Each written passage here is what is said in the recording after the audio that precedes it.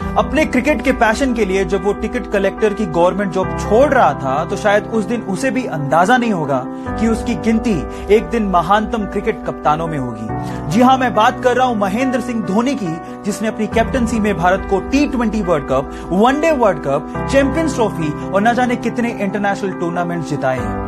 Guys, अगर आपको भी अपने सपनों पे भरोसा है और अगर आप अपने सपनों के लिए कुछ भी कर गुजरने को तैयार हो तो आपके सपनों को हकीकत में बदलने में समय नहीं लगता।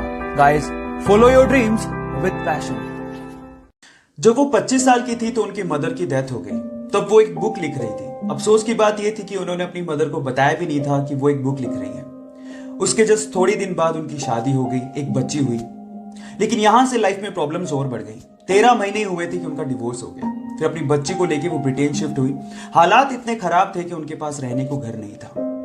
कैफे में अपनी बच्ची को गोद में रख के उन्होंने बुक लिखना जारी रखा, छोड़ा नहीं। जैसे तैसे करके उन्होंने अपनी बुक कंप्लीट की। लेकिन जैसे ही उन्होंने कम से कम 12 पब्लिशर्स को यह बुक भेजी, उन 12 पब्लिशर्स ने यह कह के उस बुक को पब्लिश करने से मना कर दिया कि यह बुक बच्चों को समझ में नहीं आएगी। लेकिन वो कहते हैं ना, लक फेवर्स द ब्रेव, कुछ ऐसा ही हुआ।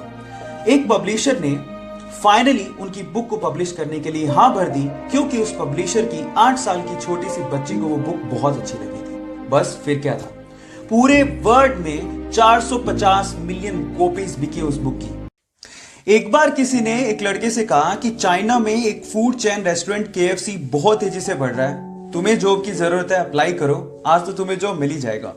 जब शाम को रिजल्ट आया तो 24 लोगों में से सिर्फ एक ही का सिलेक्शन नहीं हुआ और वो लड़का वही था।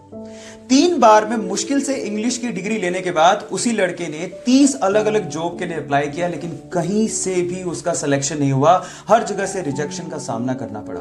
एक बार तो वेटर की जॉब के लिए वो बंदा 4 घंटे तक धूप में खड़ा रहा, लेकिन वेटर की जॉब भी उसे नहीं मिली।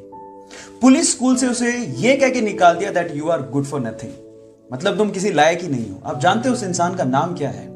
वो इंसान चाइना की सबसे बड़ी ई-कॉमर्स कंपनी का फाउंडर है, जैक मा।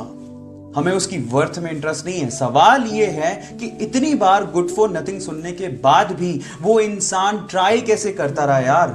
जब उनसे सवाल पूछा गया तो उन्होंने जवाब दिया, जब मेरे साथ वालों का सिलेक्शन हो रहा होता था और मेरा नहीं होता था, तब मैं अपने आप को बोलता था कुछ तो खास है मुझ में। Look at the attitude. और अगर आपका ऐसा एटीट्यूड रहा गाइस, तो मैं आपको गारंटी देता हूं जिंदगी में आप वहां तक पहुंच जाओगे जहां तक जैक मा पहुंचे हैं। So guys, stay motivated, believe in yourself, focus in you.